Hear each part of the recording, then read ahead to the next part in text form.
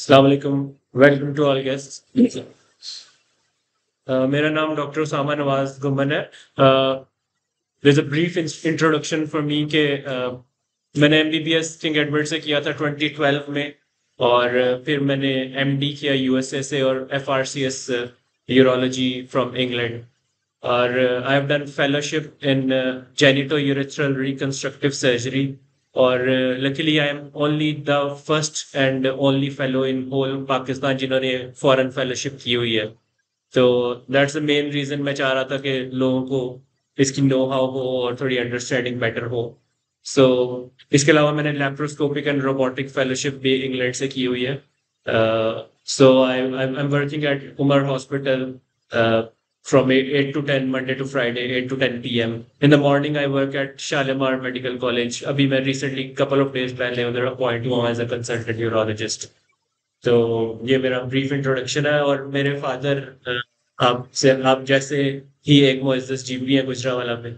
और वो भी कोई 35-40 साल से जीपी है। मुझे आप सब में वही नजर आ रहे हैं। ऐसी ही शक्ल है और ऐसे ही बाल और ऐसे ही सब कुछ जबरदस्त। We'll start with the presentation then. So I put some generic slides in the start, और फिर हम reconstructive की बात भी उसके बाद start करेंगे. So in the generic slides, I just wanted to say that the urologist, as a urologist, what we offer as a urologist is that we deal with stones, kidney stones, bladder stones, ureter में stones हो, इसके साथ साथ kidney या bladder या prostate का कोई cancer हो, इनफर्टिलिटी की मैनेजमेंट में, और BPH which is quite common prostate के इश्यूज में. So as a urologist we offer that treatment for these problems. I think what we need to tell, as we know that GPs are the community where initially patient lands. और अगर वो सही तरह पहुंच जाए और हकीमों से बच जाए और बाकी लोगों से बच जाए और अच्छे डॉक्टर जो जीपीस के पास पहुंच जाए तो they are the first source के उनके पास पेशेंट आए. और इट्स वेरी इंपॉर्टेंट कि we need to know when, obviously आप लोग बहुत सीनियर हैं और अरसे से ट्रीटमेंट कर रहे हैं, you know a lot of things more than me. Think there is time जब ऐसी सिचुएशन आती है कि उनको एक यूरोलॉजिस्ट के पास भेजना चाहिए. तो दीज आर सम थिंग्स जो मैंने लिखी हुई है जिन पे रेफरल इज इम्पॉर्टेंट, क्योंकि इसके बाद प्रॉब्लम्स पेशेंट के लिए स्टार्ट हो सकती हैं. फॉर एग्जाम्पल, अगर किसी भी पेशेंट को यूरेटर में स्टोन है और वो उसको ब्लॉक कर रहा है उसके यूरिन को, और उसका साइज 5 मिलीमीटर से ज्यादा है, 5 मिलीमीटर से कम stones as you all know वो खुद से भी पास हो जाते हैं. आप उसको टेम्सुलोसिन वगैरह दें, उससे भी हेल्प कर देते हैं. लेकिन 5 मिलीमीटर से ज्यादा स्टोन के लेस देन 50% चांसेस होते हैं स्टोन पास होने के. Obviously there is a chance.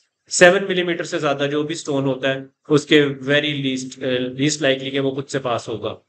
इसके साथ साथ किडनी स्टोन्स, अगर किडनी स्टोन्स बहुत से लोगों में होते हैं, आप लोग मेरा ख्याल है बहुत पेशेंट देखते होंगे जिनको किडनी स्टोन्स होंगे और कई सालों से होंगे. किसी को 4 मिलीमीटर 5 मिलीमीटर का स्टोन होगा, दैट्स फाइन, वो उधर रह सकता है, उसको कोई प्रॉब्लम नहीं करता.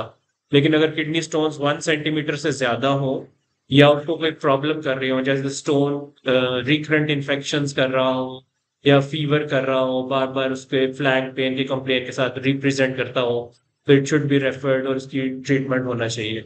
इसके साथ ब्लैडर में कोई भी स्टोन, किसी भी साइज का स्टोन हो तो उसका ट्रीटमेंट जरूरी है, क्योंकि ब्लैडर स्टोन नॉर्मली खुद से नहीं बनते. ब्लैडर स्टोन तभी बनते हैं जब उनको कोई प्रोस्टेट के इश्यूज हो या कोई यूरेथ्रा में प्रॉब्लम हो. तो bladder stone of any size should be referred. एक बहुत इंपॉर्टेंट जो इंग्लैंड में टर्म यूज होती है, 2 वीक वेट रेफरल. ये हिमाचूरिया के लिए वो यूज करते हैं. हिमाचूरिया मीन्स दैट आपके ब्लड में खून अगर आ रहा है, कोई पेशेंट आपको आए और आप जैसे डॉक्टर साहब पूछते हैं उनसे कि बार बार पेशाब आ रहा है, रुक रुक के आ रहा है, रात को आ रहा है, सारे सवाल. तो मेरा ख्याल है बहुत जरूरी सवाल है उनसे पूछना कि आपके यूरिन में ब्लड आ रहा है या नहीं आ रहा. अगर तो यूरिन में ब्लड आ रहा है तो it's a red flag sign. Red flag sign होता है कि इसको अर्जेंटली रेफर करना चाहिए, it could be cancer. So that's important. 2 week wait referral का मतलब यह है कि इंग्लैंड में ऐसा होता है कि अगर किसी को भी हिमाचूरिया हो, उसको 2 वीक्स के अंदर अंदर उसको डायग्नोज करके, उसको ट्रीट करके, उसको ऑपरेशन करके उसको ठीक कर देते हैं, क्योंकि ये कैंसर हो सकता है और कैंसर को ज्यादा डिले नहीं कर सकते. So every patient with haematuria should be referred ताकि उसका फर्दर डायग्नोसिस बने. खुदा ना खास्ता उसे कैंसर तो नहीं है, लेकिन और रीजंस भी हो सकती हैं हेमाचूरिया की, फॉर एग्जांपल स्टोन की वजह से हो सकता है, और रिकरेंट इन्फेक्शंस की वजह से हो सकता है, ट्यूमर की वजह से हो सकता है। So it should be referred, और एटलीस्ट आप लोग, मेरा ख्याल है बहुत सारे लोग खुद भी अल्ट्रासाउंड भी करते होंगे, या किसी को रेफर करके अल्ट्रासाउंड एटलीस्ट उनका किया जाना चाहिए ताकि पता लगे कोई इसको कैंसर तो नहीं है। देन BPH, जो it's very common condition, and I think everybody of you deals with that. इसमें अल्फा ब्लॉकर जैसे टैमसोलोसिन हम उन्हें देते हैं। सो मेरा ख्याल है बहुत अच्छा ट्रीटमेंट है, और इनिशियली हर पेशेंट को, मुझे भी, आपको भी शायद कईयों को जरूरत पड़ती हो टैमसोलोसिन की, मुझे भी पड़ेगी 60 साल के बाद। 50 साल के बाद BPH का रिस्क ज्यादा होता जाता है। 60s के बाद पाकिस्तान की पॉपुलेशन में 70% लोगों को टैमसोलोसिन लेनी पड़ती है। 70% में से रफली 40% सारी जिंदगी टेम्सोलिसिन लेते रहे तो वो ठीक रहते हैं। लेकिन अगर टेम्सोलिसिन, एक वक्त आता है कि टेम्सोलिसिन भी उनको इफेक्ट करना छोड़ देती है, और इसको फॉर एग्जांपल आपके पास कोई पेशेंट आया और वो कहे कि डॉक्टर साहब ये दवाई मैं 6-7 साल से ले रहा था, बड़ा जबरदस्त काम चल रहा था, लेकिन अब दोबारा पेशाब बड़ा रुक रुक के आ रहा है, अब जोर लगाना पड़ता है, अब रात को भी दोबारा उठना पड़ता है कई दफा। तो दीज आर साइंस के इसको शायद अब अल्फा ब्लॉकर काम नहीं कर रहा। तो that's a point where we should refer the patient to a urologist, ताकि वो उसकी सर्जरी करे, प्रोस्टेट को रिमूव करे। अगर ऐसा नहीं किया जाए तो इसके काफी कॉम्प्लिकेशंस हो सकती हैं, जैसे किडनीज को इफेक्ट करता है, तो आपकी क्रेटिनिन ज्यादा हो जाती है, आपको ओवर द टाइम डायलिसिस की जरूरत पड़ सकती है अगर आप उसकी प्रोस्टेट की सर्जरी नहीं करें। इसी तरह अगर आप उसकी अल्ट्रासाउंड कराएं तो उसके यूरिन बहुत ज्यादा बच रहा होगा, जब वो यूरिन पास कर लेता है तो पोस्ट वॉइड रेजिड्यूल उसका हाई होता है। तो पोस्ट वॉइड रेजिड्यूल के जो कट ऑफ लिमिट है वो 50 से अबव हो तो उसको रेफर करना चाहिए। इसके अलावा जो इनफर्टिलिटी है, I think it's a very common thing, and मैं डॉक्टर सर से बात कर रहा था अभी कि इनफर्टिलिटी के वो कह रहे हैं कि बहुत ज्यादा पेशेंट्स होते हैं, लेकिन अनफॉर्चुनेटली मेरा ख्याल है इनफर्टिलिटी के पेशेंट्स, एक तो बड़े, मैंने जितने भी पेशेंट्स देखे हैं उन्होंने 10 हकीमों और 15 होम्योपैथिक डॉक्टर से और भी मोहल्ले की माई से भी इलाज कराया होता है, किसी से भी मशवरा लेके वो कुछ ना कुछ इलाज करवाते रहते हैं, लेकिन डॉक्टर के पास जब वो पहुंचते हैं तो उन्होंने 15 लोगों से इलाज जरूर करवाया होता है, मशवरा जरूर लिया होता है। तो आई थिंक इनफर्टिलिटी की डेफिनेशन को देखना बहुत जरूरी है, कि अगर कोई भी कपल आपके पास आए और वो कहे कि मुझे 7 महीने हुए शादी को, बच्चा नहीं हो रहा, that's fine. Infertility is always labelled. अगर उनको 1 साल हो जाए शादी को और 1 साल के बाद भी उनका बच्चा ना होए तो फिर दे शुड बी रेफर्ड, और इसका basic test obviously semen analysis है, और उसको देख के फिर फर्दर टेस्टिंग और फर्दर ट्रीटमेंट देखना चाहिए। UTI is I think very common. UTI obviously हमारे सारे जीपीएस रात अच्छा डील करते हैं और सब कुछ करते हैं, बट कुछ लोग आपने देखे होंगे, आपकी प्रैक्टिस में होंगे कि आप उसका यूटीआई डील करते हैं, उसका दोबारा यूटीआई हो जाता है, फिर डील करते हैं वो दोबारा हो जाता है। तो रिकरेंट यूटीआई की डेफिनेशन है कि अगर आपको साल में 3 से ज्यादा दफा यूटीआई हो, इट मीन्स रिकरेंट यूटीआई। तो अगर आपको 3 से ज्यादा दफा यूटीआई हो तो इट शुड बी रेफर्ड, क्योंकि वो किसी रीजन की वजह से हो रहा है, उसको कोई ना कोई ऑब्स्ट्रक्शन, कोई ना कोई स्टोन या कोई ना कोई रीजन होगी जिसकी वजह से उसका रिकरेंट यूटीआई हो रहा है और वो सेटल नहीं हो रहा। हाइड्रोनेफ्रोसिस की बात भी हम करते हैं। हाइड्रोनेफ्रोसिस मेरा ख्याल है ये एक बहुत कॉमन चीज है, और आज मैं शालामार में मेडिकल स्टूडेंट्स की मतलब एक क्लास थी वो ले रहा था, तो I was just talking about hydronephrosis. So they didn't even have an idea कि वो फाइनल ईयर के स्टूडेंट्स थे, हाइड्रोनेफ्रोसिस क्यों हो सकती है। somebody was saying कि इन्फेक्शन की वजह से कभी हो सकती है, कोई कह रहा था किसी वजह से हो सकती है, कोई कहता है कि कॉन्स्टिपेशन, इन रीजंस की वजह से ऑब्वियसली थोड़ी बहुत हो सकती है। But hydronephrosis should never be ignored. आप लोगों के पास बहुत पेशेंट आते होंगे, वो आपको अपना अल्ट्रासाउंड दिखाते होंगे, आप देखें उस पे एक साइड पे हाइड्रोनेफ्रोसिस है। So hydronephrosis is something which should be immediately referred. उसकी रीजन है कि हाइड्रोनेफ्रोसिस बिला वजह नहीं होता। हाइड्रोनेफ्रोसिस की कॉजेज होती है, मोस्ट कॉमन कॉज ये है कि आपके यूरेटर में कोई स्टोन फंसा हो सकता है, ऑब्स्ट्रक्शन होगी, मोस्ट कॉमनली यूरेटर में स्टोन फंसा होगा, या कोई ऐसा पेशेंट आपके पास आए जिसको हाइड्रोनेफ्रोसिस है और आपने अल्ट्रासाउंड कराई है, उस पर कुछ भी नहीं है, कोई स्टोन नहीं है, तो उसके लिए एक बड़ी कॉमन डिजीज है जो कि आई थिंक यूरोलॉजिस्ट ज्यादा बेहतर तरीके से जानते होंगे, लेकिन उसको PUJ ऑब्स्ट्रक्शन कहते हैं, पेल्वी यूरेटेरिक जंक्शन ऑब्स्ट्रक्शन। तो ऐसे मरीजों का ये प्रॉब्लम होता है कि उनकी यूरेटर नेचुरली टाइट होता है, उसको जहां वो पेल्विस यूरेटर से मिलता है वो नेचुरली टाइट होता है एट बर्थ, लेकिन क्योंकि उन्हें कोई प्रॉब्लम शुरू में नहीं हुए होते या पहले उन्होंने नहीं दिखाया होता, तो वो इवेंचुअली 10-15 साल या 17 साल 18 साल की उम्र में आते हैं और उनका गुर्दा काफी डायलेटेड होता है लेकिन स्टोन भी नहीं मिल रहा होता। So they have PUG obstruction. इसकी मैनेजमेंट के लिए you should refer to a urologist. क्योंकि इनकी सर्जिकल ट्रीटमेंट जरूरी है, वरना ओवर द टाइम ये गुर्दा खराब होता जाएगा और उसका पैरेन्काइमा बिल्कुल खराब हो जाएगा और नॉन फंक्शनिंग हो जाएगा। Sorry, ji ji. people who have got diabetes or polyuria, generally their pelvis is relatively large. What is the minimum measurement when you declare that this is high? सो आप अगर खुद स्कैन करें तो 7 millimetre से ज्यादा जो हो उसको माइल्ड हाइड्रोनेफ्रोसिस लेबल करते हैं। बट यूजुअली अगर आप सोनोलॉजिस्ट से मतलब स्कैन करवाएं तो वो मैंने नहीं देखा कि वो ये एग्जैक्ट मेजरमेंट लेबल करें कि 7 मिलीमीटर या 8 मिलीमीटर या 10 मिलीमीटर। वो यही लेबल करते हैं कि माइल्ड है या मॉडरेट है या सीवियर है। तो any form of hydronephrosis is hydronephrosis, it should have some workup done कि देखें कि क्यों है ये।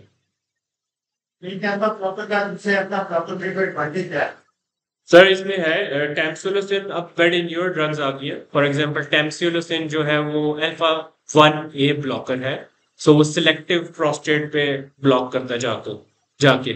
तो अल्फा 1A ब्लॉकर के अलावा साइलोडोसिन एक न्यूर ड्रग है जो कि मजीद सिलेक्टिव अल्फा 1A है।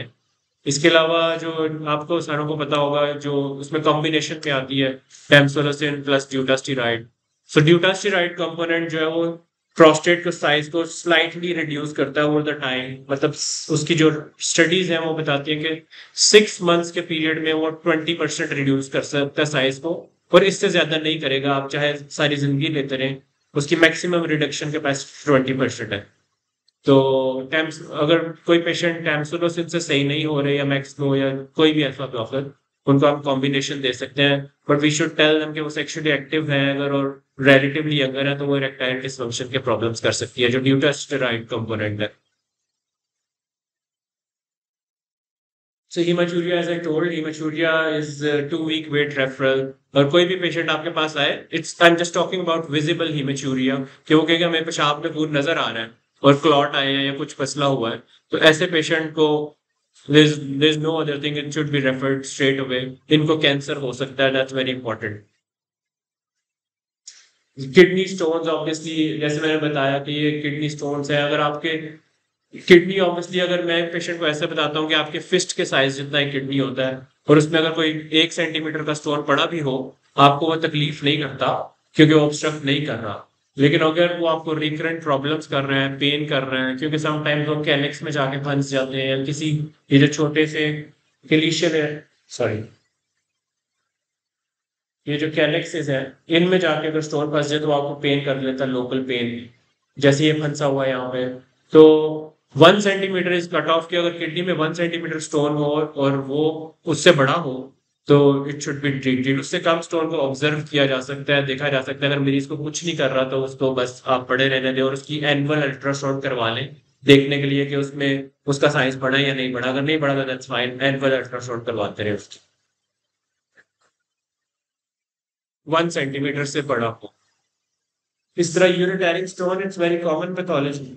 और इसके लिए मैं एक बात बताना चाहता हूँ कि यूरिटरी स्टोन अगर आपकी हो और प्रॉक्सिमल हाइड्रोनेफ्रोसिस हो और यूरिटरी स्टोन ऑब्स्ट्रक्ट कर रहा हो 7 मिलीमीटर या उससे ज्यादा हो, तो एक सर्टेन रिसर्च के मुताबिक उन्होंने डॉग्स पे रिसर्च की थी इंग्लैंड में, जिसमें उन्होंने ये देखा कि अगर आप 4 वीक से ज्यादा वेट करें और आपका स्टोन नहीं निकला, उससे ज्यादा वेट करने के बाद आपका इररिवर्सिबल डैमेज शुरू हो जाता है किडनीज को। 4 वीक से पहले तक आप वेट कर सकते हैं, इससे ज्यादा पे इरिवर्सिबल डैमेज शुरू हो जाता है और आपकी वो पार्ट जो उसके बाद खराब होता है वो ठीक रिवर्स नहीं होता किडनीज का। तो मैक्सिमम अप टू 4 वीक्स हम उसको ऑब्जर्व कर सकते हैं। लेकिन अगर उसका साइज ही 7, 8, 9 मिलीमीटर या 1 सेंटीमीटर तक है तो उसको ऑब्जर्व करने का भी फायदा नहीं। ऑब्जर्व उसी को आप कर सकते हैं जो 5 मिलीमीटर, 6 मिलीमीटर, 7 से कम हो तो आप ऑब्जर्व कर सकते हैं। कुछ लोगों का ऐसा भी होता है कि उनका stone I just saw a doctor today जिसका 3 मिलीमीटर का स्टोन था और 2 मंथ से वो फंसा हुआ था यूरेटर में। सो नेचुरली कुछ लोगों का यूरेटर टाइट हो सकता है, तो इट्स नॉट नेसेसरी कि अगर 3 मिलीमीटर का स्टोन है और वो 2 महीने से बड़ा हुआ था, अगर उसको निकलना होगा 3 मिलीमीटर हैज हाईएस्ट चांस तो वो शायद 2-3 दिन में निकल जाए, और वो 2 महीने से बड़ा हुआ तो वो फिर दोबारा वो नहीं निकलेगा कभी भी। ही शुड बी रेफर्ड, उनकी सर्जरी ही ऑप्शन होगी। Prostate as you all know, prostate आपके यूरिथ्रा के ऑल अराउंड होता है, विद एज ये it increases in size, but I think the most important take home message for patients with BPH is के आप for example एक ultrasound देखें और उस पे आपको नजर आए कि इसने लिखा हुआ है 80 ग्राम का प्रोस्टेट है, और एक अल्ट्रासाउंड देखें जिस पे लिखा हुआ है 50 ग्राम का प्रोस्टेट है। Size does not really matter for prostate. आप सोचें कि 80 ग्राम का इसको प्रॉब्लम होनी चाहिए और 50 को नहीं होनी चाहिए, इट डजेंट रियली मैटर। हो सकता है 80 ग्राम वाले को कोई मसला ना हो और उसको कोई सर्जरी की जरूरत ना पड़े और उसको शायद टैम्सुलसिन की भी जरूरत ना पड़े, और 50 वाले को सारे मसाइल हो और उसको टैम्सुलसिन या सर्जरी की भी जरूरत पड़े। So it really depends on two components of prostate, एक डायनामिक कंपोनेंट होता है और एक साइज का कंपोनेंट होता है। साइज का कंपोनेंट इतना ज्यादा डिपेंड नहीं करता। सो बेसिकली हमें सिम्टम्स को देखना बहुत जरूरी है, जिसमें आप लोगों को सबको जैसे पता होगा कि यूरिन रात को कितनी दफा आता है, 2-3 दफा अगर आता है या बार बार आता है, जोर लगाना पड़ता है, पेशाब की तारीख धार बारीक बनती है और टूट टूट के पेशाब आता है। तो ये सारे सवाल अगर मरीज से पूछें और वो कहे कि मेरा तो बड़ा मसला है, मेरे से तो डॉक्टर साहब रात को मैं 6 दफा उठता हूं, मैं तो कमजोरी हो गई है, समझ ही नहीं आ रही क्या हो रहा है, तो ये सारी चीजें पॉइंट आउट करते हैं कि उसके प्रोस्टेट की इश्यूज है। Sorry, sir. Ji Your urine talent shown है इसमें टाइम्स प्रोसेस और कोई बोला है? ये सर मेरे बहुत अच्छा क्वेश्चन है टू बी ऑनेस्ट। मैं यहाँ पे बहुत ज्यादा डॉक्टर्स बैठे हुए हैं, तो इसका रियल आंसर है कि नहीं, बट कन्वेंशनली इवन यूरोलॉजिस्ट अभी भी 90% यूरोलॉजिस्ट टैम्सुलसिन देते हैं। और जो न्यूअर रिसर्च है 2017 में एक पेपर पब्लिश हुआ था जिसमें उन्होंने बताया कि टैम्सुलसिन का कोई रोल नहीं है, अगर आप दें ना दें उससे कोई फर्क नहीं पड़ता। जिस 5 centimeter, 5 mm of charges and that's ji 5 to that that's हाँ, वो मैं ये बता रहा हूँ कि ये एक 2017 में एक पेपर आया था, उसमें उन्होंने बताया था कि सिर्फ अगर डिस्टल यूरेटर में स्टोन हो और 5 मिलीमीटर से कम हो तो उसमें कुछ रोल है, but as I told you कि कन्वेंशनली मैं भी टू बी ऑनेस्ट टैम्सुलसिन देता हूँ। नॉस्पा का पेन रिलीफ में रोल है, एंटीस्पैस्मोडिक है, डाइक्लोरान का रोल। लगता है जो जी सॉरी ये आपको देख जी मैं ये बता रहा हूँ कि इसमें एंटी इन्फ्लेमेटरी कोई भी मेडिसिन उसका रोल है, जैसे डाइक्लोरान का रोल है, एंटीस्पैस्मोडिक किसी का भी रोल है। टैम्सुलसिन का सर आप सही कह रहे हैं कि मैं ये जानते हुए कि ये रिसर्च है मैं भी देता हूँ, क्योंकि कन्वेंशनली 2017 से पहले दुनिया का हर यूरोलॉजिस्ट टैम्सुलसिन देता था, और अभी भी जो भी यूरोलॉजिस्ट है वो क्योंकि एक दूसरे से ये नॉलेज चाहता है, तो रिसर्च पेपर मैंने आपको बताया, लेकिन मैं खुद भी टैम्सुलसिन देता हूँ, तो मेरा ख्याल है उसको बेनिफिट होता है, बट रिसर्च में उन्होंने कहा नहीं होता। मेरा ख्याल है हमें देनी चाहिए क्योंकि we have been giving that और इट्स हेल्पफुल, तो दैट्स फाइन, हमें उसका कोई हर्ज नहीं है, कोई नुकसान नहीं है। confusion you just like this when you people that right that चीज का जी जी से काम ना है इसमें आपका क्या है सर, उसमें जो गाइडलाइंस है ना, ईएयू गाइडलाइन, जो यूरोपियन गाइडलाइन जो हम पाकिस्तान में लोग फॉलो करते हैं, उसमें 30 से ऊपर आप दे सकते हैं। इनिशियली आपको सिंगल लेना चाहिए, लाइक टैम्सुलसिन ओनली। अगर वो सर्टेन पीरियड 2-3 साल निकाल गया मरीज के या 5 साल, नेक्स्ट टाइम उसको नहीं फर्क पड़ा तो आपने उसको कॉम्बिनेशन में शुरू कर दिया। लेकिन अगर बिगर साइज प्रोस्टेट है उसको स्टार्ट से ही आप कॉम्बिनेशन पे स्टार्ट शुरू कर देंगे, क्योंकि रिड्यूस भी कर देता है साइज को। जी जी ये साफ हुए तो जी जी बिल्कुल ऐसा। हाँ जी बिल्कुल, लाइक मैंने बताया कि 100 में से 70% लोग इसी पे सही रहते हैं सारे, और 30% को सर्जरी की जरूरत पड़ती है इवेंचुअली। इसी तरह प्रोस्टेट कैंसर या ब्लैडर में कोई ट्यूमर हो, कोई भी आपके पास अल्ट्रासाउंड आए और उसमें वो आपको ये लिख दे कि there is a heterogeneous mass in kidney या heterogeneous area in the bladder, तो heterogeneous is one thing which shows कि ये ट्यूमर हो सकता है, it should be immediately referred कि इसको फर्दर देखना चाहिए। सो अब ये कुछ मैं जो काम करके आया हूँ और जो मेरी फेलोशिप है उससे रिलेटेड है कि what are reconstructive neurologist does. So the most important thing I think आपके पास भी पेशेंट आते होंगे यूरिथ्रल स्ट्रक्चर डिजीज के। सो यूरिथ्रल स्ट्रक्चर डिजीज के बारे में एक सेइंग है कि यूरिथ्रल स्ट्रक्चर डिजीज यूरोलॉजिस्ट के लिए वो है सोने की मतलब सोने के ब्रेड एंड बटर। हाँ नहीं नहीं, ब्रेड एंड बटर के अलावा सोने की मुर्गी है। उसकी रीजन ये है कि रिकरेंट स्ट्रक्चर डिजीज एक बड़ी रिकरेंट डिजीज है। आपको इसके बारे में एक और सही है, once a structure always a structure. आपको एक दफा स्ट्रक्चर बन जाए वो दोबारा हो जाता है। आप एक ऑपरेशन कराए 2-3 साल बाद दोबारा हो जाता है, अगली दफा उससे भी जल्दी हो जाता है। तो ये सोने की मुर्गी को मारने का नुस्खा है यूरिथ्रोप्लास्टी। उसमें रिकंस्ट्रक्ट करके आप नया यूरिथ्रा बना देते हैं ताकि उसको रिकरेंस हो ही ना, उसमें 0% रिकरेंस होती है, लाइफ लॉन्ग वो ठीक रहते हैं भाई। यूरिथ्रोप्लास्टी के मैं आगे कुछ पिक्चर्स भी हैं उसमें मैं फर्दर बताऊंगा। इसके अलावा इरेक्टाइल डिसफंक्शन के फर्दर डिटेल्स है, बट इरेक्टाइल डिसफंक्शन की management is a part of reconstructive surgery. We do stuff like penile length increasing surgeries, या कुछ मोटे लोग होते हैं जिनकी पीनस लेंथ बड़ी कम होती है, उसमें पीनस की लेंथ जो सारी बॉडी में चली जाती है उसको एक्सपोज करके उसकी लेंथ इंक्रीज कर देते हैं।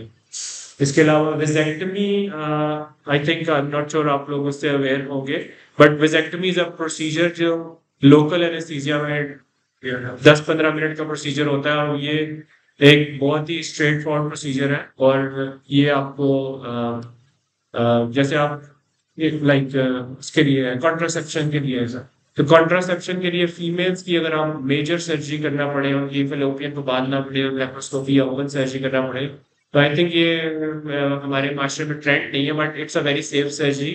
और इसके बाद आपको इजैकुलेशन में भी कोई प्रॉब्लम नहीं होता, क्योंकि आपकी सीमन तो सेमिनल वेसिकल से बनती है और वो आपकी डिस्चार्ज भी सही होता है, सारी चीजें ठीक होती हैं, सिर्फ उसमें स्पर्म कंपोनेंट खत्म हो जाता है। तो vasectomy is I think a very nice procedure. अगर मेल्स एग्री हो उनसे कोई सेक्सुअल सेटिस्फेक्शन में कोई प्रॉब्लम नहीं आती। माइक्रो सर्जिकल वेरिकोसिलेक्टमी एक सर्जरी है जो कि इनफर्टिलिटी के लिए की जाती है। आप अगर स्कैन्स में कई दफा आपने अल्ट्रासाउंड में टेस्टिस का कराया तो उसमें बताते हैं कि इसको वेरिकोसील है। वेरिकोसील का मतलब है कि आपके जो टेस्टिस के ऊपर वेन्स का एक गुच्छा बन जाता है, और वो डायलेटेड वेन्स होती हैं जो कि आपके स्पर्म काउंट को खराब करती हैं। तो इसका जो लेटेस्ट ट्रीटमेंट है वो माइक्रो सर्जिकल ट्रीटमेंट है कि आप एक बड़ी सी माइक्रोस्कोप होती है उसके अंदर देख के आप ये सर्जरी करते हैं। तो ये ह्यूमन हॉस्पिटल में माइक्रोस्कोप अवेलेबल है, बहुत कम लोगों पे अवेलेबल मेरा ख्याल। That's a very good thing. इसके अलावा भी कुछ लोगों को पायरोनीज डिजीज होती है, there is a picture coming up, उससे ज्यादा आइडिया होगा। पायरोनीज डिजीज या पीनस उनका कर्व्ड होता है इन नीचे की डायरेक्शन में, ऊपर की डायरेक्शन में, राइट और लेफ्ट, और वो उनको प्रॉब्लम कर रहा होता है तो इसको स्ट्रेट करने की सर्जरीज मैं करता हूँ। इसके अलावा कोई एस्थेटिक्स के जो पेशेंट है वो चाहते हैं कि हमारा जी स्क्रोटम बड़ा बड़ा है, नीचे लटका रहता है, हमें उसकी रिडक्शन की सर्जरी कर सकते हैं।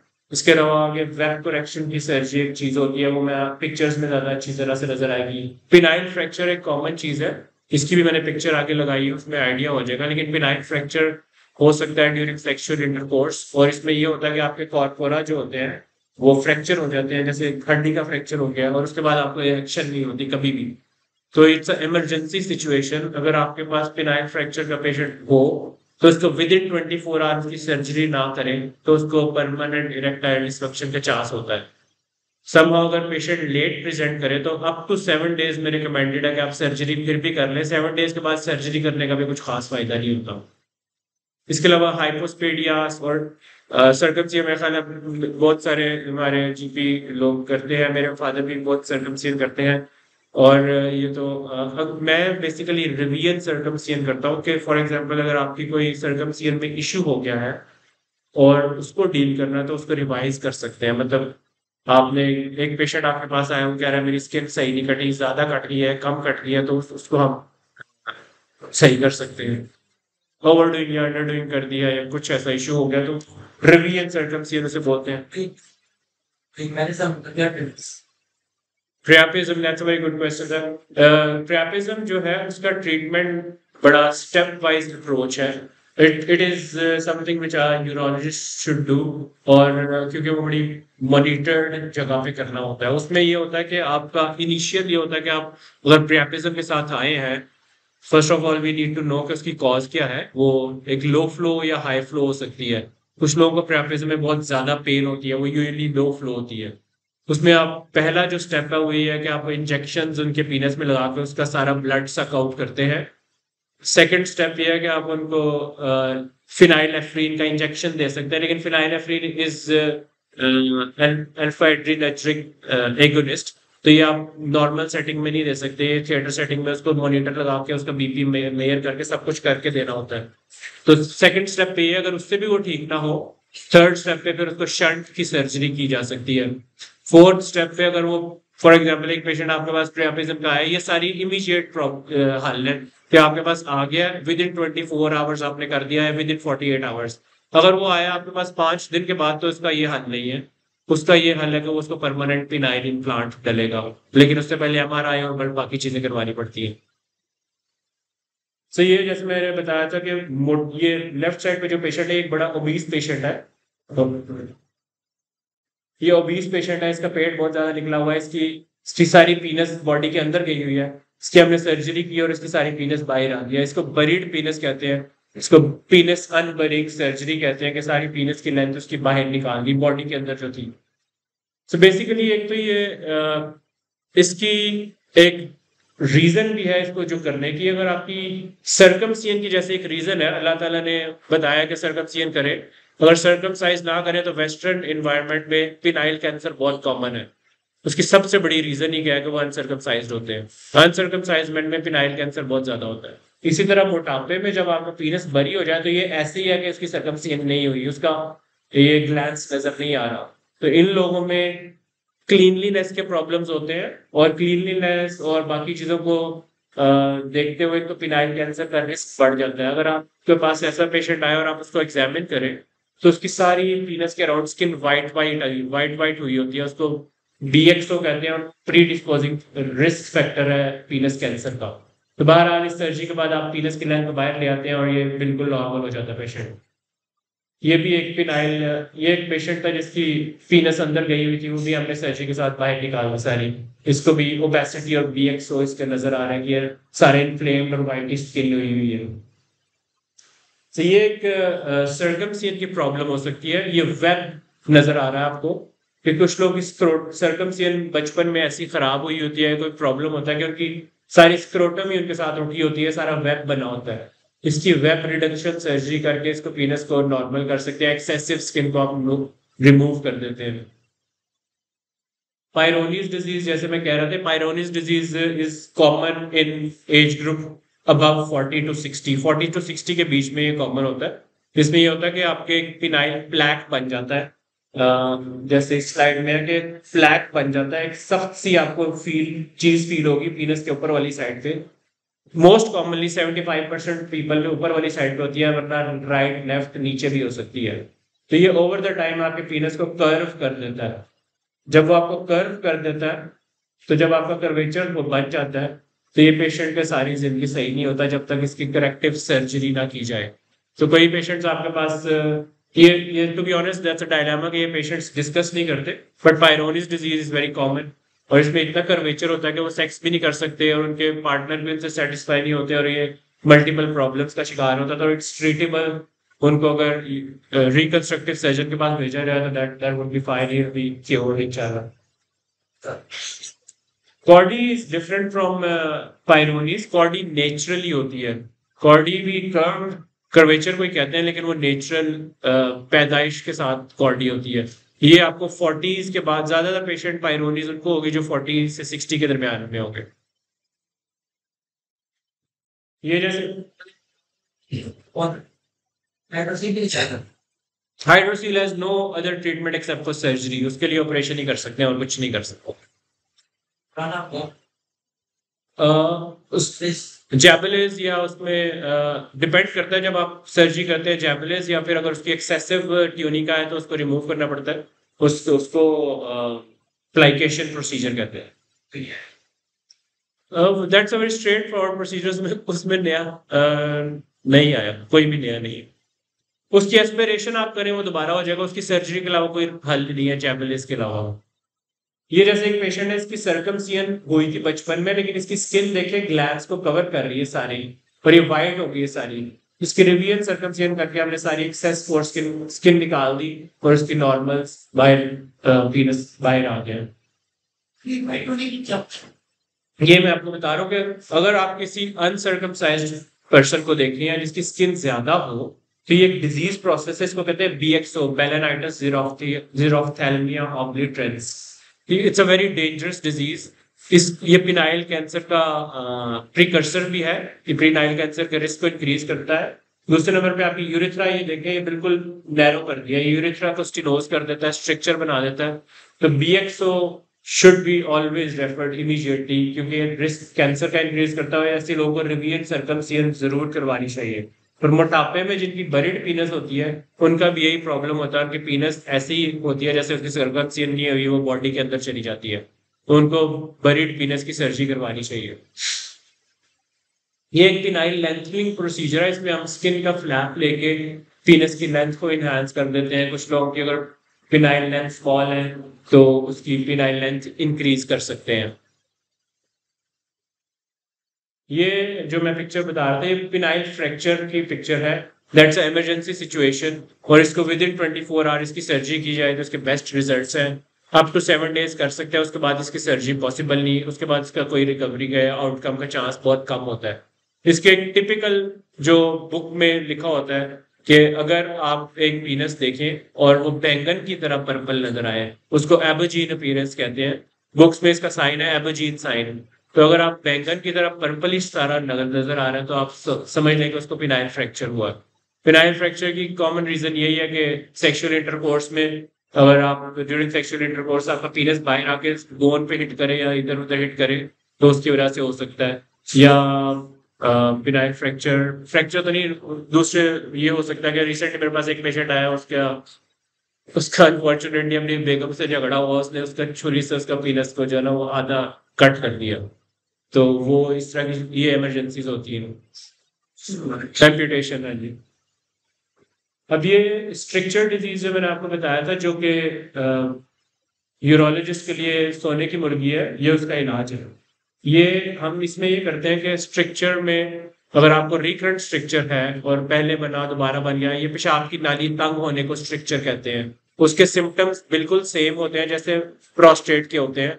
यंग पेशेंट में यूजली होता है, STDs की वजह से हो सकता है, बार बार इन्फेक्शन की वजह से हो सकता है, पहले उसको स्टोन बना और स्टोन निकला हो उसकी वजह से यूरिथ्रा को डैमेज हो स्ट्रक्चर हो सकता है, मल्टीपल रीजंस की वजह से हो सकता है। अगर यंग पेशेंट आए और वो कहे कि पेशाब की धार बहुत बारीक बन रही है, टूट टूट के आता है, कतरा कतरा आता है, जोर लगाना पड़ता है, तो इट्स प्रीटी स्ट्रेट के उसको कोई स्ट्रक्चर है, यूरिथ्रा की नाली तंग है उसकी, तो उसकी सर्जरी की ट्रीटमेंट है।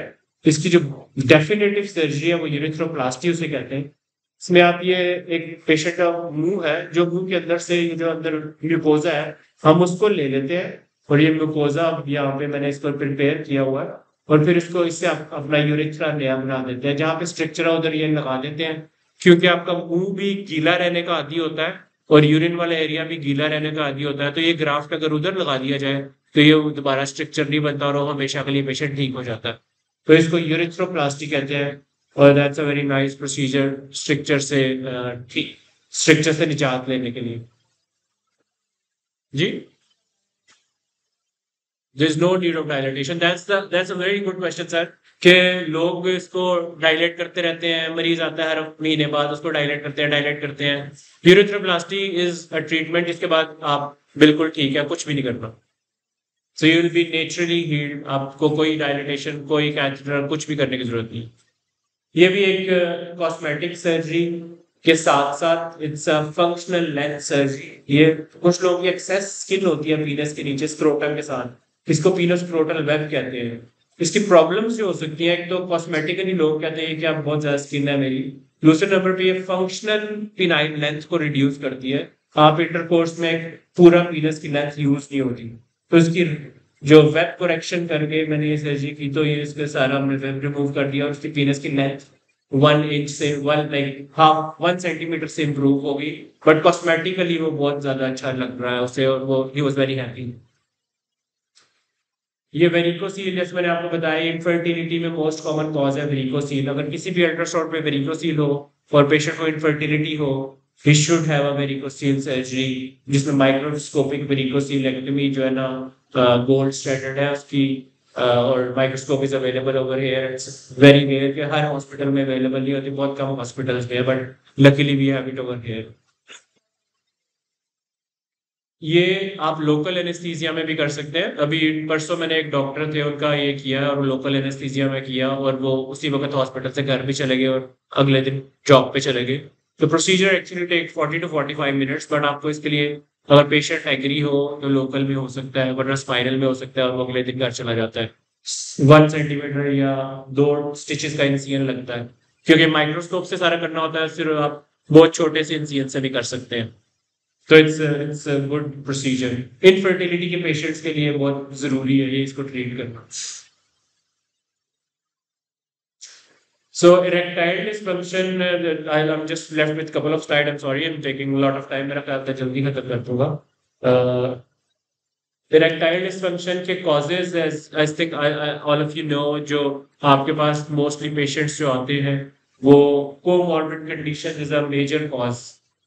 डायबिटीज, जो diabetic nephropathy, diabetic vasculopathy, hypertension uncontrolled over the time, ये वेसल्स को डैमेज करती है, और आपका इरेक्शन, क्योंकि इसी मैकेनिज्म पे डिपेंड करता है कि आपके वेसल्स डायलेट होते हैं और ब्लड कलेक्ट होता है आपके कॉर्पोरा में और वीनस में, और इरेक्शन हो जाती है।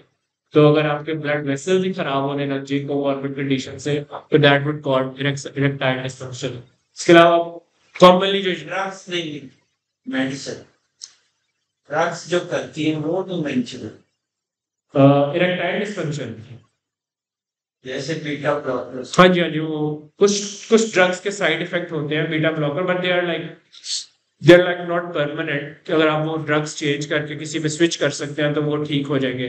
मैं यूजुअली वैसे I should have mentioned that, but मैंने वो लिखी है जो उनके कोई फर्दर डिफरेंट ट्रीटमेंट की जरूरत।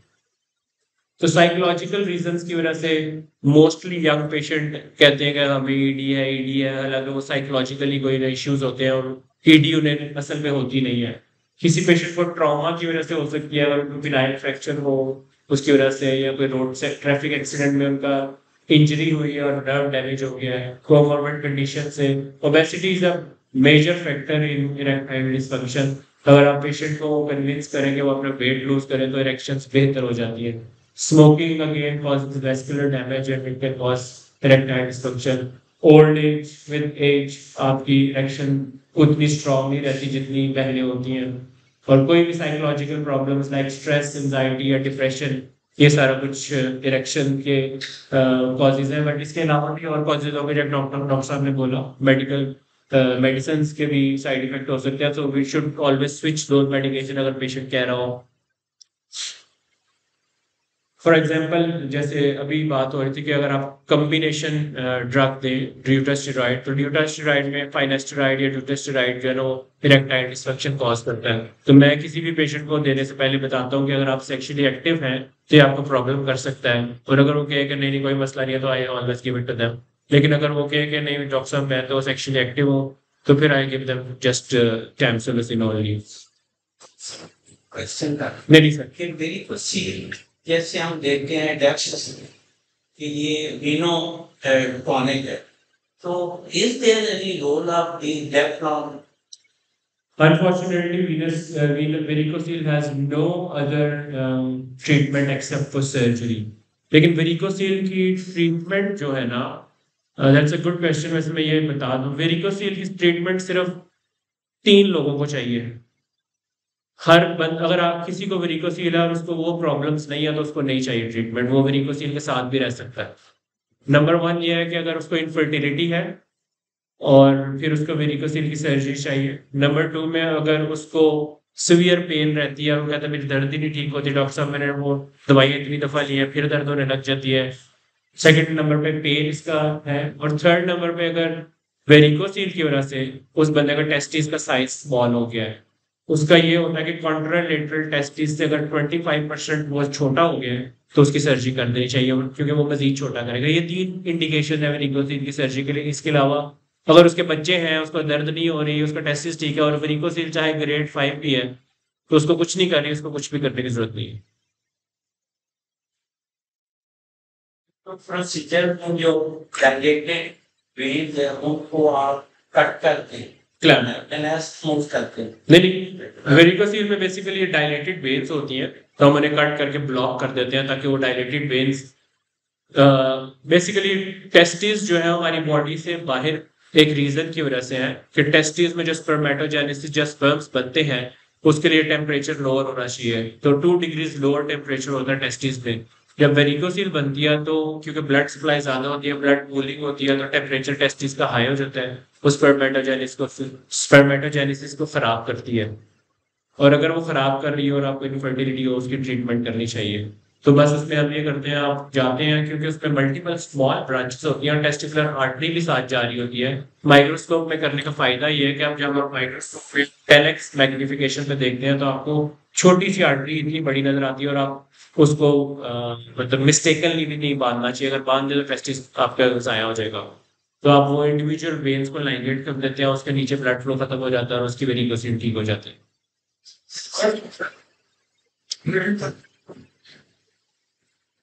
जी जी, इनफर्टिलिटी के मरीज को अगर वेरिकोसिल हो तो उसका स्पर्मेटोजेनेसिस रिवर्स हो जाता है। हाँ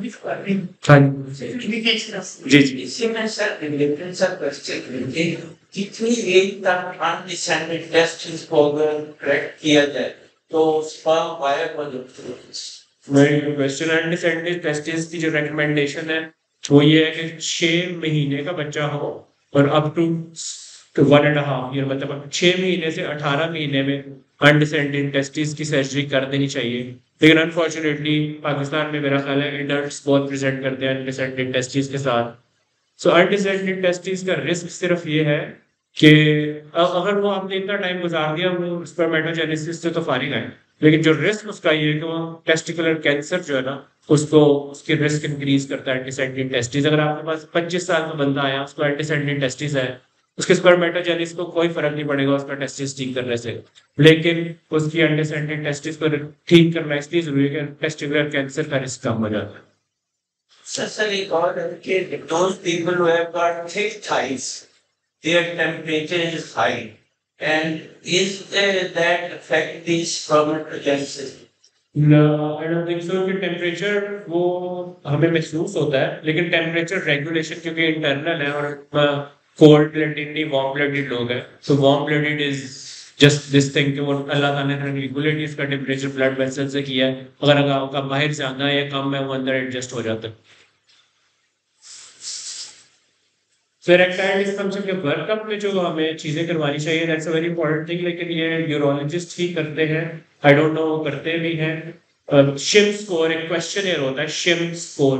तो ये शिम स्कोर ऑनलाइन भी अवेलेबल होता है। कोई भी पेशेंट जो इरेक्टाइल डिस्फंक्शन के साथ आए हम उसे एक परफॉर्मा देते हैं कि आप शिम स्कोर अपना फिल करें, तो उससे हमें पता लग जाता है कि तो माइल्ड इरेक्टाइल डिस्फंक्शन है, मॉडरेट है या सीवियर है। तो माइल्ड मॉडरेट और सीवियर का ट्रीटमेंट डिफरेंट है, वो देखना पड़ता है कि उनको कौन सा इरेक्टाइल डिस्फंक्शन है। तो सिर्फ शिम स्कोर इज इंपॉर्टेंट। इसके अलावा उनके हार्मोनल लेवल्स करवाने चाहिए, HFSH, early morning testosterone. So early morning testosterone is very important in the sense कि इसको अर्ली मॉर्निंग करवाना जरूरी है।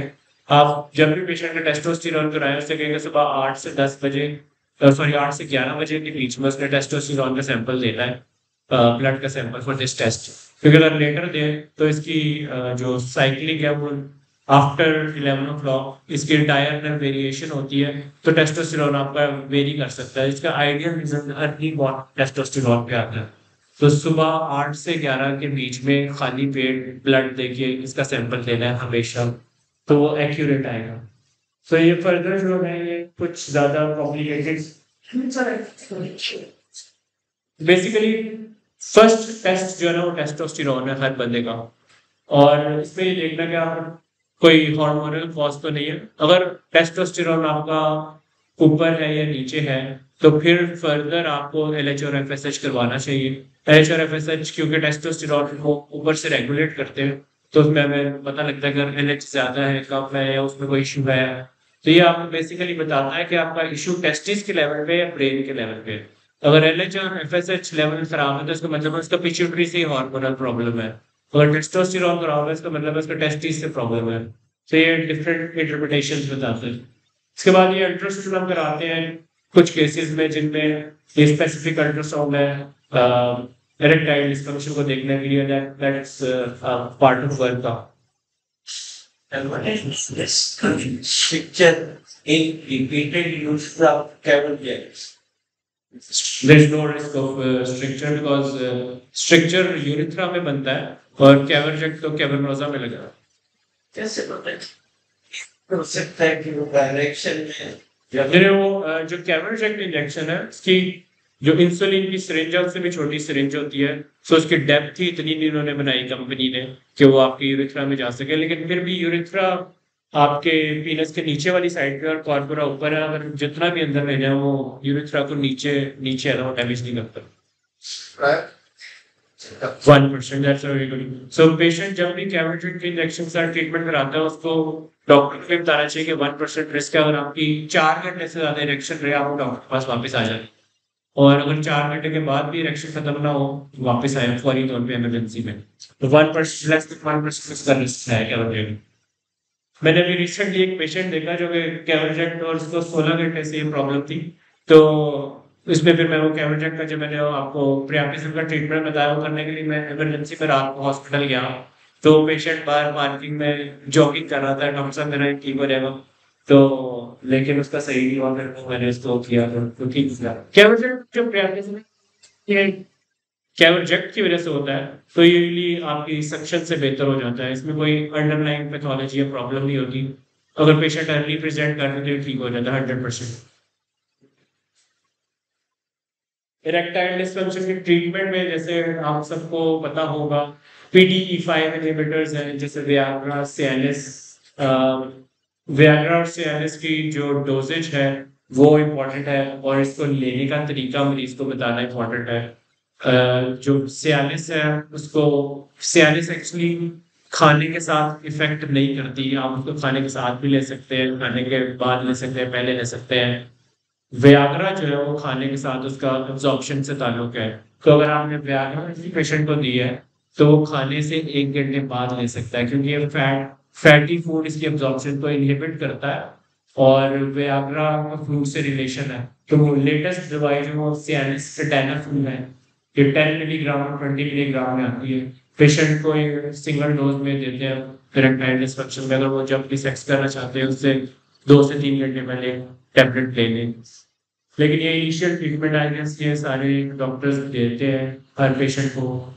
और इसके अलावा जो second line treatment first line treatment है, फर्स्ट लाइन ट्रीटमेंट में आप 2 चीज़ें कर सकते हैं।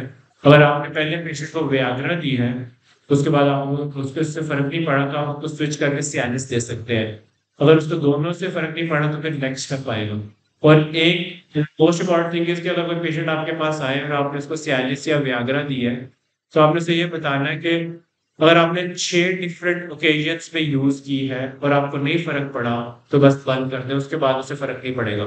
6 दफा यूज करने के बाद फर्क नहीं पड़ा उससे और कोई रिएक्शन में उसके तब्दीली नहीं आती है, वो कह रहे हैं मेरे तो खास रिएक्शन नहीं होती, तो दैट वॉन्ट हेल्प। तो ये इसका ट्रायल है कि 6 दफा से ज्यादा नहीं दे सकते।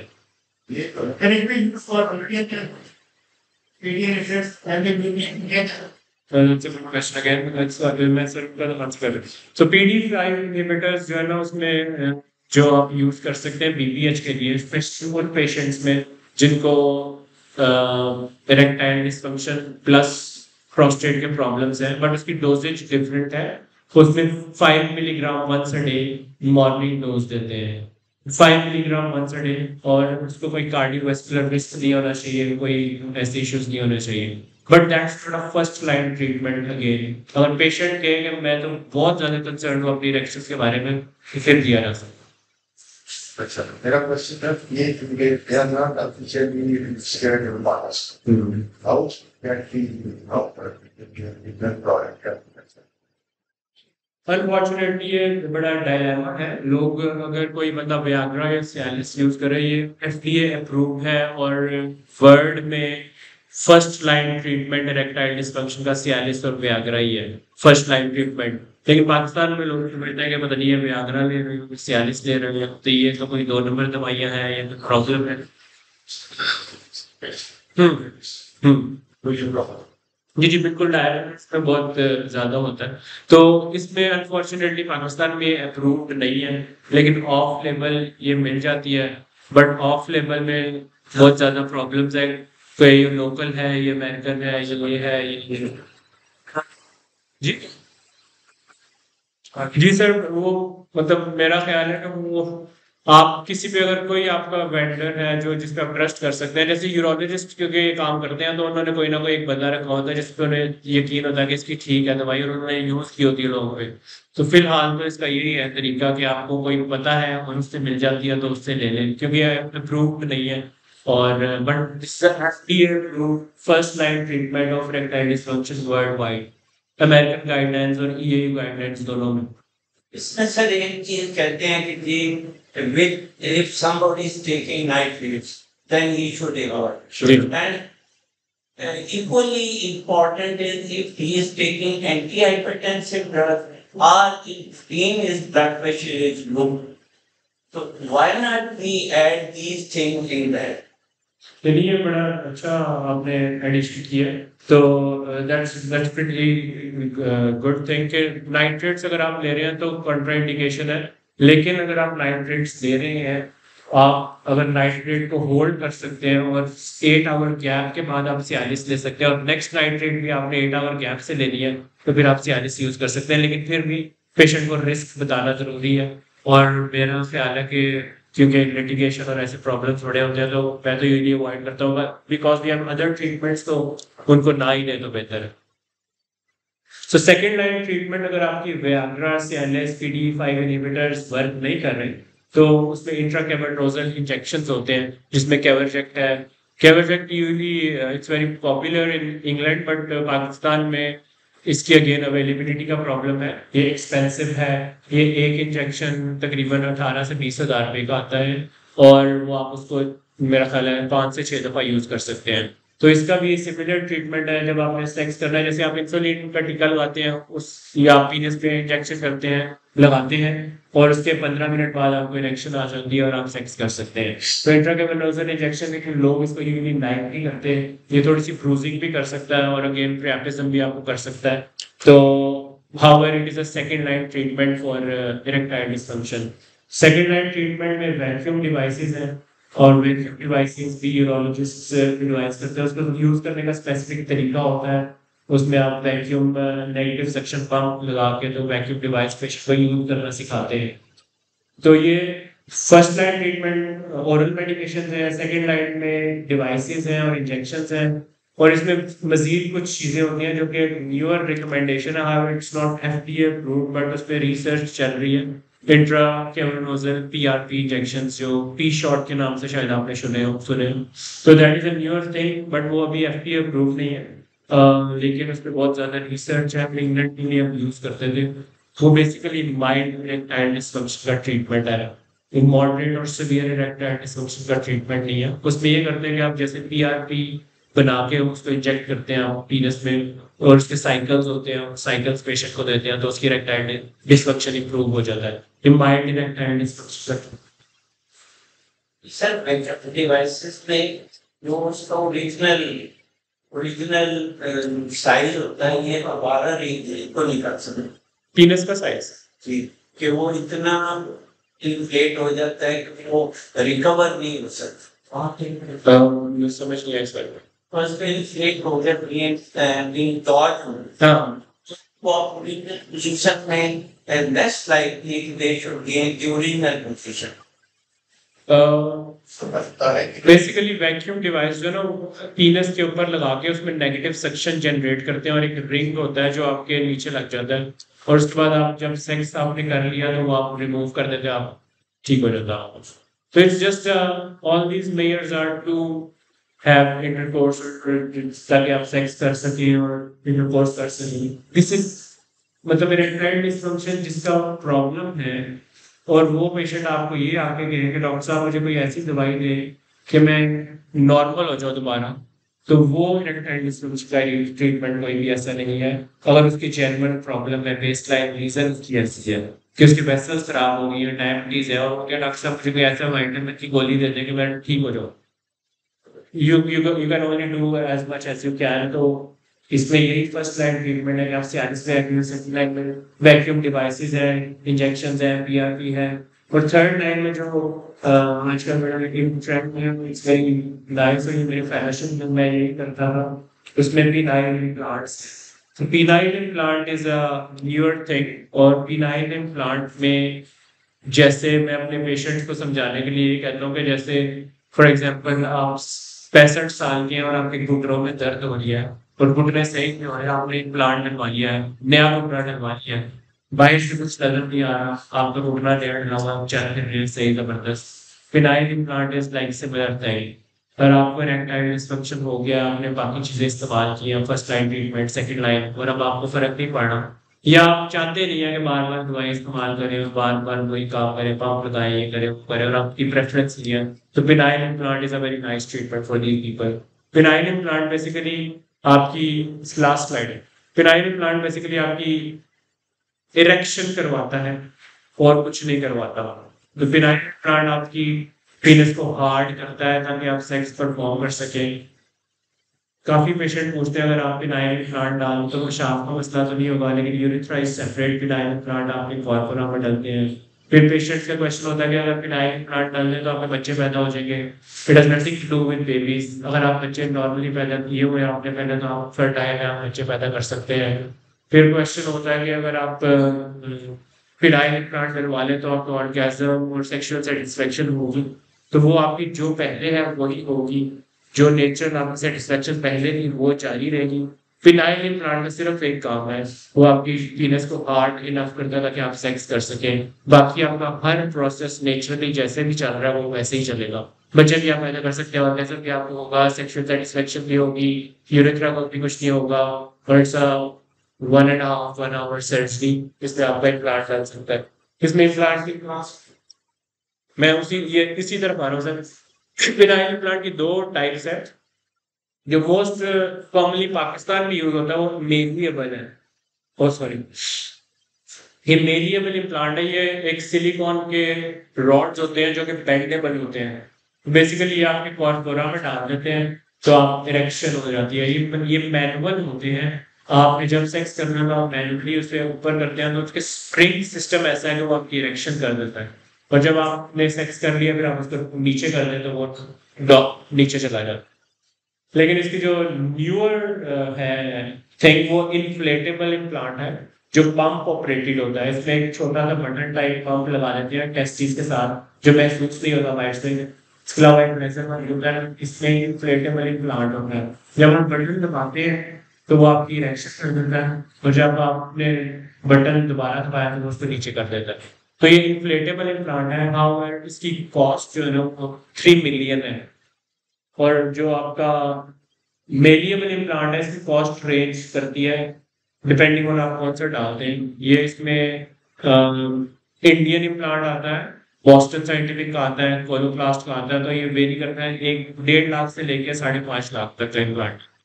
इसमें भी अब न्यूअर इम्प्लांट्स आ रहे हैं जो कि सस्ते होंगे, लेकिन ये क्योंकि एक इम्प्लांट ही 30 लाख का, तो कम लोग अब डलवाते हैं पाकिस्तान में। बाहर के मुल्कों में फिनाइल इम्प्लांट सिर्फ यही वाला डलता है, 5% लोगों में ये डलता होगा, लेकिन 95 क्योंकि कॉस्ट प्रॉब्लम नहीं है, but they do the same work. ये आपकी इरेक्शन करते हैं ताकि you can have sexual intercourse. और स्पेशली जो आपके पास पेशेंट जरूर आते होंगे जो डायबिटीज है, 50 साल के हैं, 60 साल के, और उनकी इरेक्टाइल डिस्फंक्शन है, या कुछ ऐसे हैं जो 50s की एज में उनकी दूसरी शादी हो गई है, उनकी शायद उतनी सेक्सुअल रिक्वायरमेंट नहीं है लेकिन उनकी यंग वाइफ की रिक्वायरमेंट है। ये मल्टीपल रीजंस की वजह से इम्प्लांट है, और इसका it's a life long thing. इसकी जो एज है वो तकरीबन 25 ईयर्स होती है। और अगर आप पेशेंट बहुत से सवाल पूछते हैं, वो कहते हैं फिर आयरन कार्ड डाल जाए तो फिर निकाल भी लेते हैं, तो अगर वो निकलवाना चाहे तो जब भी निकलवा सकते हैं, मतलब 5 साल यूज किया उसके बाद कहते हैं पहले मशीन नहीं करना, वो निकल भी जाता है। तो phenyl implant is permanent treatment for erectile dysfunction, जिनके लिए पहले फर्स्ट लाइन और सेकंड लाइन जो है ना वो कामयाब नहीं हुए, या वो चाहते हैं कि आप प्लांट डलवाना। लेकिन सर इतना महंगा काम कारपेट लेकर जो नेचुरल डिक्लाइन है टेस्टोस्टेरोन वो डिक्लाइन हो गई है, तो फिर उसकी डिस्पैरिटी नहीं होगी। सो दिस इज जस्ट, मैंने इसीलिए बड़ा जोर दे के बताया कि ये सिर्फ इरेक्शन कराने के लिए है इम्प्लांट। अगर कोई पेशेंट 50s में है और डायबिटीज है और बाकी उसमें जो भी है लेकिन वो चाहता है मैं सेक्स करना चाहता हूँ, तो उसकी इरेक्शन करवाएगा, ये can have intercourse, he can have sex. तो ये सिर्फ इरेक्शन करवाता है, बाकी जो भी आपके नेचुरल प्रोसेस है ना टेस्टोस्टेरोन को कुछ करता है ना किसी भी चीज को कुछ नहीं करता, सिर्फ ये इरेक्शन करता है ताकि you can have intercourse. Sir, do you think prostatic artery ablation will replace TUR? No. So TURP, Indication है. प्रोस्टेटिक आर्टरी एम्बोलाइजेशन 80 ग्राम से ऊपर प्रोस्टेट में इंटरवेंशनल रेडियोलॉजी कर सकते हैं, लेकिन प्रोस्टेटिक आर्टरी एम्बोलाइजेशन जो है ना वो it's not a first line treatment, not a gold standard treatment for prostate. So prostate की सर्जरी साइज पे डिपेंड करती है। अगर आपका 30 से 80 ग्राम में साइज है तो आप मल्टीपल सर्जरीज कर सकते हैं, जैसे टीआरपी कर सकते हैं, मोनोपोलर, बाइपोलर, उसमें रेज्यूम कर सकते हैं, यूरोलिफ्ट कर सकते हैं, एक्वाइबलेशन कर सकते हैं। और अगर 80 ग्राम से ऊपर है फिर बाइपोलर टीआरपी या फॉलिप कर सकते हैं, और इसके अलावा एम्बोलाइजेशन कर सकते हैं। एम्बोलाइजेशन यूजली उन लोगों के लिए होती है जिनकी कोमॉर्बिड्स बहुत ज्यादा है और वो सर्जरी नहीं करवाना चाहते और बेहोश नहीं होना चाहते और कहते हैं कि छोटा मोटा काम हो जाए, but it has not got excellent results. इसकी कंपेरेबिलिटी नहीं है उनके साथ टीआरपी और बाकी चीजों के साथ। ठीक, जी जी सर। एक प्रश्न सर, देखा गया कि generally people have got hypoglycemia but they have got renal stones and people avoid giving calcium, so then mostly they have got phosphate stone. Should we be restrict calcium or we can manage calcium? So basically calcium जो है ना वो एक moderate amount में कोई भी stone farmer ले सकता है। कैल्शियम की जो मेटाबॉलिज्म है ना, अगर आपकी मेटाबॉलिज्म के लेवल पे कैल्शियम खराब है और आपकी बॉडी इसके मेटाबोलाइज सही नहीं कर रही, तो that makes a difference. It doesn't make a difference कि आप कैल्शियम ज्यादा ले रहे हैं कम ले रहे हैं। अगर आपको मेटाबॉलिक डिसऑर्डर है और आपको हाइपर कैल्शियूरिया हो रहा है, यानी कि आपके पेशाब में बॉडी ज्यादा कैल्शियम रिलीज कर रही है, तो that's the only thing which causes stones. और कैल्शियम ऑक्सलेट्स 70 to 80% होते हैं। Calcium phosphate two ion 10% protein 5% restriction जरूरत नहीं है, लेकिन मॉडरेट कैल्शियम मैं ले सकता हूं स्टोन के साथ। Thanks very much. Thank you. Thank you very much, Dr. Osama.